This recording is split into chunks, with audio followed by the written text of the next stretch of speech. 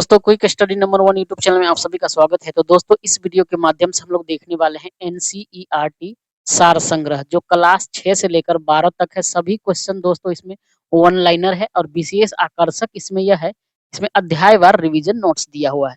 संघ लोक सेवा आयोग एवं विभिन्न राज्य स्तरीय परीक्षाओं के लिए बेहद ही उपयोगी है। दोस्तों अगर आप जो है बीएसएससी सीजीएल, एईडीओ जो है बिहार का भी आया हाल ही में, ठीक है, और उसके बाद कार्यालय पर जारी हो या फिर अभी कंट्रोलर का वैकेंसी आने वाला है आरआरबी में, रेलवे में, तो इन सभी का अगर तैयारी कर रहे हैं तो जरूर आप लोग जो है देखिए, क्योंकि जो है एनसीईआरटी जो है एकदम बेस है और साइंस आपका जो भी है और जो भी जीके पूछा जाएगा आपको महत्वपूर्ण यहीं से पूछा जाएगा। तो हम लोग पहले देख लेते हैं कि हम लोग पढ़ने क्या वाले हैं। ठीक है, तो भारतीय राज्य व्यवस्था हो गया, भूगोल में भारत का भूगोल, विश्व का भूगोल हो गया, यानी विज्ञान में फिजिक्स, केमिस्ट्री, बायोलॉजी हो गया। ठीक है, पर्यावरण हो गया। उसके बाद देख लेते हैं मैं विज्ञान एवं प्रौद्योगिकी हो गया, इतिहास में हो गया, प्राचीन, मध्यकालीन और जो आधुनिक है ये सभी देखेंगे। साथ में इसमें भारतीय अर्थव्यवस्था देखेंगे, कंप्यूटर देखेंगे, खेलकूद देखेंगे, पुरस्कार एवं सम्मान, और साथ में विविध लास्ट में देखेंगे। ठीक है, तो बेहद ही महत्वपूर्ण पॉइंट है एनसीईआरटी का, आप जो है आपका एग्जाम के पॉइंट ऑफ व्यू से। तो आप लोग जो है सभी लोग ध्यान से देखिएगा। इसमें हम लोग जो अभी पढ़ रहे हैं एग्जाम को देखते हुए इतिहास पढ़ रहे हैं, और इतिहास में हमने 3 वीडियो के माध्यम से प्राचीन भारत के ऐतिहासिक स्रोत, पाषाण काल और हड़प्पा सभ्यता ऑलरेडी कंप्लीट कर लिया है। इसका हमारे चैनल में अलग प्लेलिस्ट बना हुआ है, आप लोग जरूर देखिए जाके पिछला वीडियो। आज हम लोग दोस्तों करने वाले हैं, इसमें वैदिक काल पढ़ने वाले हैं। ठीक है, बेहद ही महत्वपूर्ण है वैदिक काल, जैन धर्म, बौद्ध धर्म। ये जो है आपके एग्जाम के पॉइंट ऑफ व्यू से जितने भी महत्वपूर्ण जो क्वेश्चन होते हैं उसको छांट छांट के इसमें दिया हुआ है कि कम से कम टाइम में आप लोग पढ़े और आप लोग जो है सफल हो जाइए। ठीक है, तो चलिए हम लोग आज शुरू कर लेते हैं हमारा कहाँ से, वैदिक काल से। ठीक है, वैदिक काल में हम लोग देख लेते हैं। हमारा पहला क्वेश्चन है, अगर आप लोग दोस्तों पीडीएफ चाहिए होगा तो हमारा टेलीग्राम चैनल जरूर ज्वाइन कर लीजिएगा, वहां से आप लोग को जो है पीडीएफ मिल जाएगा। तो चलिए हम लोग शुरू करते हैं पहला क्वेश्चन से। तो हमारा पहला क्वेश्चन कर रहा है कि वेद का शाब्दिक अर्थ क्या है। तो दोस्तों वेद का शाब्दिक अर्थ होता है ज्ञान, यानी कि नॉलेज होता है। वेद का शाब्दिक अर्थ क्या होता है? ज्ञान। अगला क्वेश्चन कर रहा है कि सर्वाधिक प्राचीन वेद कौन सा है। तो दोस्तों सर्वाधिक जो प्राचीन वेद है ये ऋग्वेद है। आर्य शब्द किसको इंगित करता है? तो दोस्तों आर्य शब्द जो है ये श्रेष्ठ वंश को इंगित करता है। किसको? श्रेष्ठ वंश को इंगित करता है आर्य शब्द, श्रेष्ठ वंश को। ठीक है, श्रेष्ठ वंश को इंगित करता है। ऋग्वेद में कुल कितने मंडल और सूक्त हैं? तो दोस्तों अगर मंडल की बात करें ऋग्वेद में तो कुल 10 मंडल है, और सूक्त की बात करें कितना है तो 1028 सूक्त है। ठीक है, 1028 सूक्त है और 10 मंडल है। त्रयी नाम किसके लिए प्रयोग किया जाता है? तो दोस्तों त्रयी नाम जो है ये तीनों वेदों यानी कि ऋग्वेद, सामवेद और यजुर्वेद, इसके लिए प्रयोग किया जाता है। शब्द कौन सा? त्रयी शब्द। ठीक है, ऑप्शन में आपको दिया रहेगा त्रयी शब्द किसका लिए प्रयोग किया जाता है। तीनों वेद रहेगा ऑप्शन में, एबीसी में, और लास्ट में रहेगा इनमें से सभी। तो हमारा ऑप्शन डी हो जाएगा। तो आप लोग याद रखेंगे त्रयी शब्द का मतलब है तीनों वेद। अगला क्वेश्चन कर रहा है कि यज्ञ संबंधी विधि विधानों का जानकारी किस वेद से प्राप्त होता है?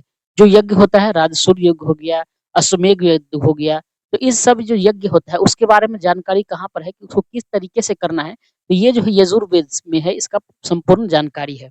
4 वेदों में से किस एक में जादुई माया और वशीकरण का वर्णन है? जादुई जो है माया और वशीकरण के बारे में किस वेद में है दोस्तों? तो अथर्ववेद में है। किस वेद में है? अथर्ववेद में है इसके बारे में। ठीक है, अथर्ववेद। अगला देख लेते हैं हम लोग। नेक्स्ट क्वेश्चन कह रहा है, कि उपनिषद उपनिषद जो है हमारा किस परंपरा पर आधारित है? तो दोस्तों उपनिषद जो है ये भारतीय दर्शन परंपरा पर आधारित है। ऋग्वेद का कौन सा मंडल पूर्णतः सोम देवता को समर्पित है? दोस्तों पूर्णतः जो सोम देवता को समर्पित है ये हमारा 9वां मंडल है, 9वां मंडल है। अध्यात्म ज्ञान से संबंधित नचिकेता और यम का संवाद किस उपनिषद से प्राप्त होता है? ये दोस्तों किससे होता है? कठोपनिषद से प्राप्त होता है। किस उपनिषद? कठोपनिषद।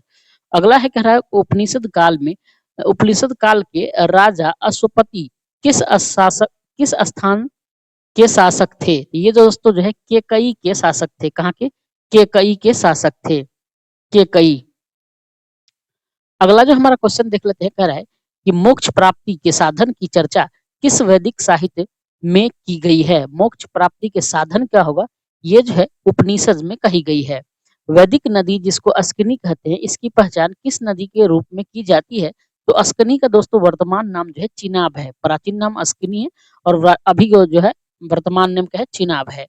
आरंभिक वैदिक साहित्य में सर्वाधिक बार वर्णित नदी कौन सी है? आरंभिक जो वैदिक काल था, प्रारंभिक आरंभिक तो जो है वैदिक साहित्य में किस नदी का वर्णन यानी किस नदी का नाम बहुत ज्यादा बार है? ये दोस्तों सिंधु नदी का है। किस नदी का? सिंधु नदी का ज्यादा वर्णन किया गया है। अब हम लोग देख लेते हैं वैदिक काल में प्रयुक्त प्रमुख शब्द देख लेते हैं, ठीक है। आधुनिक नाम क्या है और प्राचीन नाम क्या है, यानी वर्तमान में उसको क्या कहा जाता है और प्राचीन नाम उस टाइम पे उसको क्या कहा जाता था, किस काल में? वैदिक काल में। तो अभी वर्तमान नाम गाय है, गाय को कहा जाता था प्राचीन काल में दोस्तों अधन्य। अधन्य का मतलब है कि जिसका वध न हो।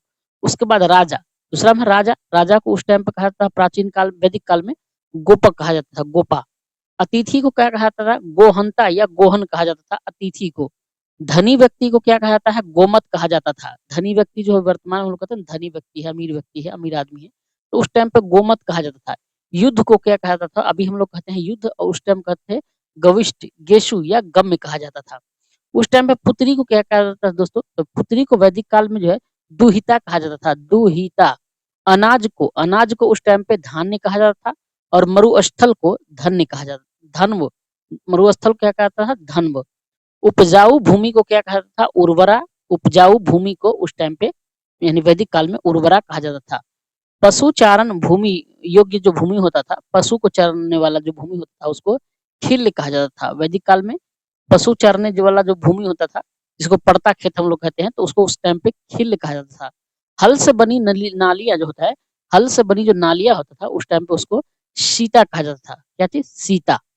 कौन सा वेद कह रहा है कि ऋग्वेद पर आधारित संगीतमय ऋचाओं का संकलन है? कौन सा वेद ऋग्वेद पर आधारित संगीतमय ऋचाओं का संकलन है? ये दोस्तों कौन है? सामवेद है। वर्ण व्यवस्था का सर्वप्रथम विवरण कहाँ से प्राप्त होता है?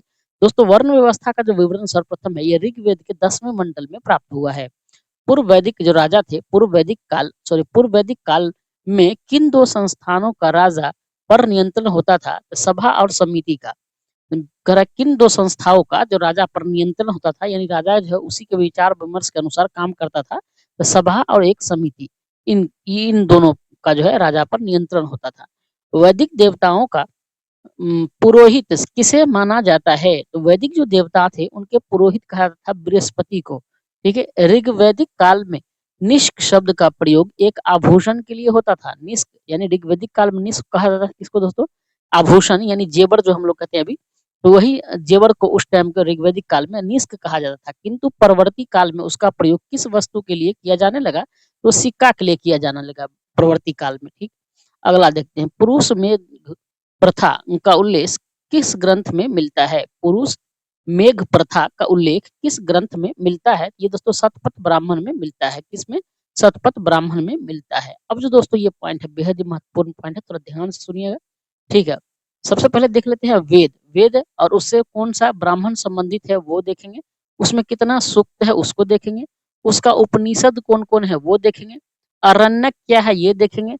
अध्येता उसका कौन था वो देखेंगे। और उपवेद क्या है यानी प्रवर्तक क्या है उसको देखेंगे। सभी वेद से, चारों वेद से रिलेटेड, तो बेहद ही महत्वपूर्ण है। इससे आपको जो है क्वेश्चन आप लोग को बीपीएससी में और जो जहाँ जीके जीएस के ज्यादा पूछा जाता है, वेटेज रहता है, उसमें आपको एक क्वेश्चन इसमें से देखने को ज्यादा चांस है कि ये इसमें से रहेगा ही रहेगा। ठीक है। तो सबसे पहले देखते कह रहा है कि ऋग्वेद। ऋग्वेद जो है इसमें कौन होगा? कौशिकी और ऐतरेय। ऋग्वेद में कौन सा ब्राह्मण का है? कौशिकी और ऐतरेय ब्राह्मण का इसमें ऋग्वेद में। इसमें सूक्त कितना है दोस्तों? 1028 मंत्र है। इसमें ऋग्वेद में 1028। उपनिषद कौन सा है? तो ये कौशिकी और ऐतरेय उपनिषद है इसका। और अरण्यक क्या है? तो ऐतरेय और कौशिकी इसका अरण्यक है। इसके अध्येता यानी पढ़ने वाले को क्या कहता है? इसको होत्री, पाठ करने वाला को होत्री। और उपवेद इसका क्या है? आयुर्वेद है, जिसको प्रजापति कहते हैं, प्रजापति, आयुर्वेद। उसके बाद आता है यजुर्वेद। यजुर्वेद में के बाद आता है इसका तैतरई और शतपथ का। यजुर्वेद में ब्राह्मण कौन सा है? तो तैतरई ब्राह्मण और शतपथ ब्राह्मण। और इसमें सूक्त के बारे में नहीं है, तैतरई इसमें नहीं है। उपनिषद है तैतरई, कठी, श्वेताश्वर, इस, बृहदारण्यक, बृहदारण्यक और मैत्रायणी। अरण्यक कौन है? तैतरई, बृहदारण्यक और शतपथ। इसके अध्येता को अधर्यु कहा जाता था, यानी पढ़ने वाले को, पाठ करने वाले को। और इसमें जो है उपवेद कौन सा? धनुर्वेद। धनुर्वेद ये जो है विश्वामित्र।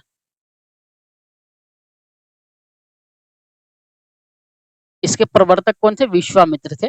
अगला देखते हैं सामवेद। सामवेद के बाद जो ब्राह्मण है इसमें, यह है पंचविश ब्राह्मण। इसे तांडव ब्राह्मण भी कहा जाता है। और इसमें कितना मंत्र है? 1810 मंत्र है। किसमें? सामवेद में। इसका उपनिषद कौन है? केन है और छांदोग्य है। सामवेद का उपनिषद कौन है? केन है और छांदोग्य है। इसका अरण्यक की बात करें तो जैमिनी और छांदोग्य। इसके अध्येता जो होता था, पाठ करने वाला, उसको उद्गाता कहा जाता था। और इसके प्रवर्तक कौन थे? इसके उपवेद थे गंधर्व वेद, और प्रवर्तक में नारद। अथर्ववेद की बात करें तो इस अथर्ववेद में किसका आता है? कोई किस ब्राह्मण का? तो ये गोपद ब्राह्मण का। अथर्ववेद के गोपद ब्राह्मण का आता है। इसमें मंत्र कितना है दोस्तों? तो 6000 मंत्र है। ठीक है, अथर्ववेद में 6000 मंत्र है। उपनिषद की बात करें तो मांडुक्य, प्रश्न और मुंडक है, अरण्यक नहीं है। इसमें अध्येता को इसका क्या कहा था? ब्रह्मा कहा था। और इसके उपवेद में कौन है? शिल्पवेद है। प्रवर्तक कौन है? विश्वकर्मा है इसके। अगला देख लेते हैं। कह रहा है कि पारसियों के ग्रंथ जिंद अवेस्ता में जिस अहूर मजदा का वर्णन मिलता है वह असुरों का देवता है।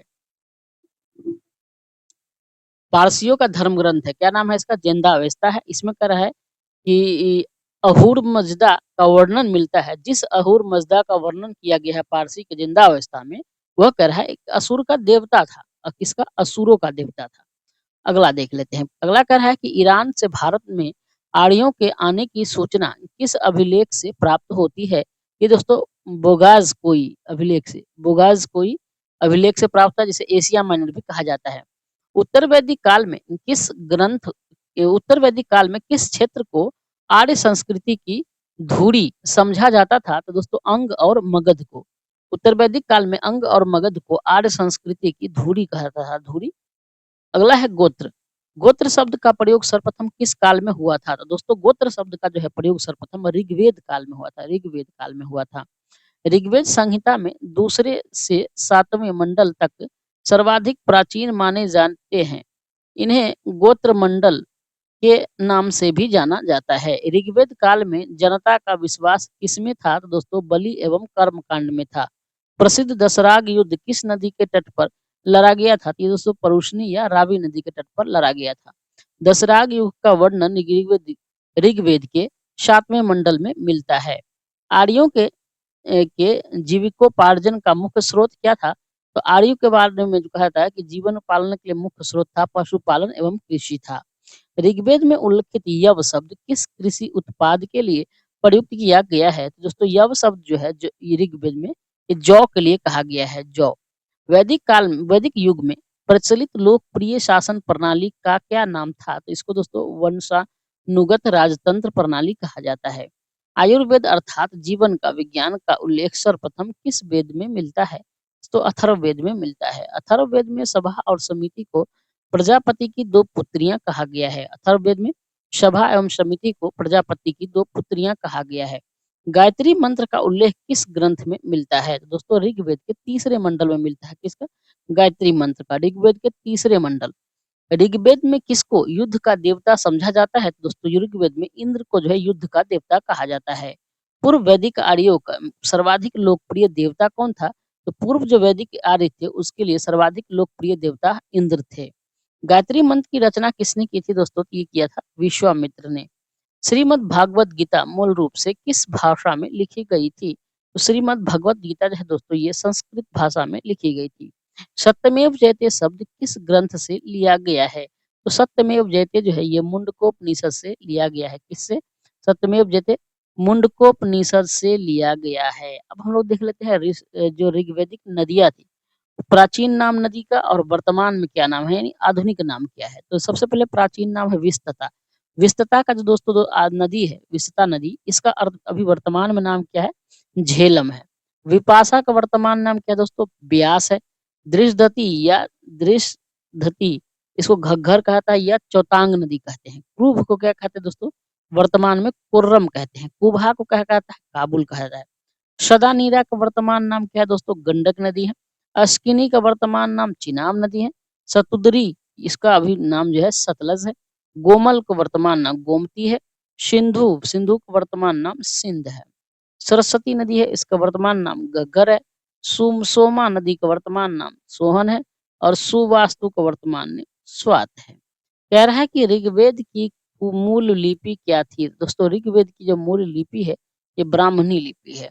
जीविकोपार्जन हेतु वेद वेदांग पढ़ाने वाला अध्यापक क्या कहलाता था?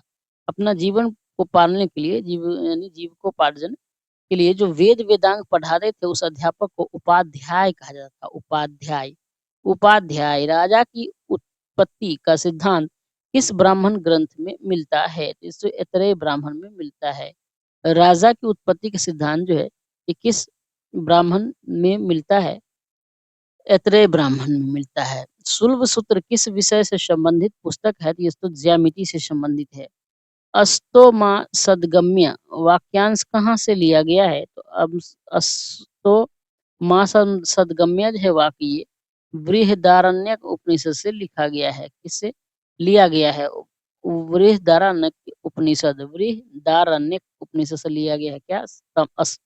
अस्तोमा सद्गम्य। चरक संहिता नामक पुस्तक किस विषय में से संबंधित है?